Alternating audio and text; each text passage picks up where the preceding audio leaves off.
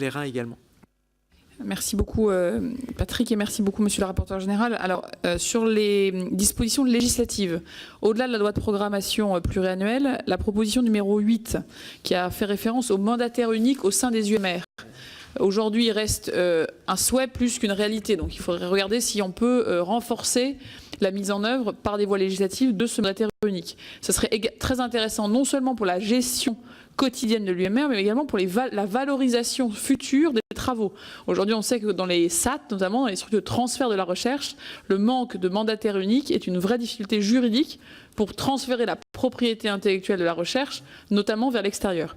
La proposition numéro 9 qui appelle à simplifier et surtout à harmoniser, alors je vais le dire en langage courant, aujourd'hui, les différentes tutelles n'ont pas les mêmes règles comptables, les mêmes règles financières et non pas les mêmes règles administratives vis-à-vis des tutelles. Ce qui veut dire qu'un chercheur, il faut qu'il remplisse de manière différente son bilan comptable, son bilan de gestion, son bilan administratif, son bilan RH pour ces différentes tutelles.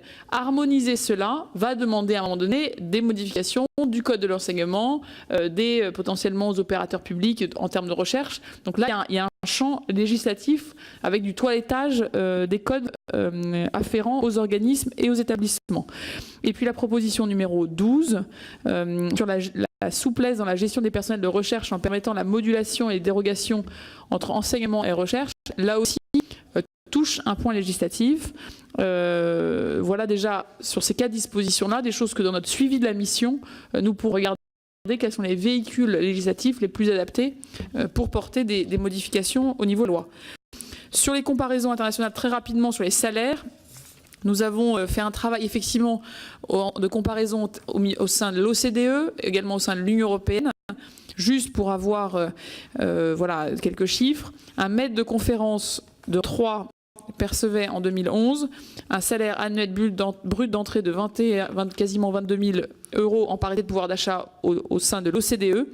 C'est 63% du salaire d'entrée moyen perçu par les chercheurs en Europe et dans les pays de l'OCDE.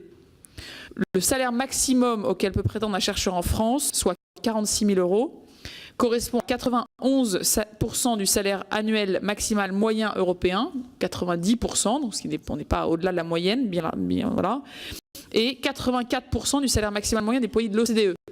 Cela veut donc dire que nous ne payons pas nos chercheurs de manière excessive pour être voilà, pour être dans les termes. Il y a clairement un problème quand même de compétitivité, d'attractivité salariale des chercheurs. C'est un euphémisme, monsieur le rapporteur général.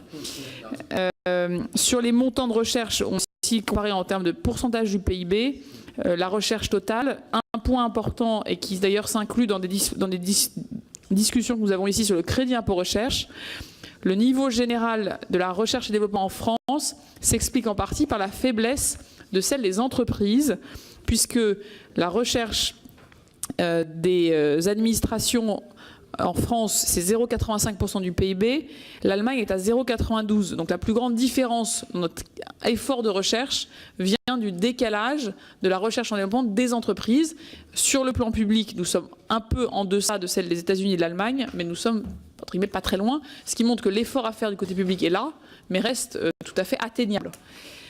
La loi de programmation, bien entendu, monsieur le rapporteur, sera cohérente avec la loi de programmation des finances en général, mais il y a quand même aujourd'hui une bizarrerie à considérer que finalement le pilotage se fait sur 8 ou 9 mois, avec la fin de gestion souvent assez tôt dans l'année et puis le début de l'année. Donc on est dans une annualité restreinte, là où les projets de recherche se font sur 3 ou 5 ans. Dernier point sur la complémentarité des appels à projets.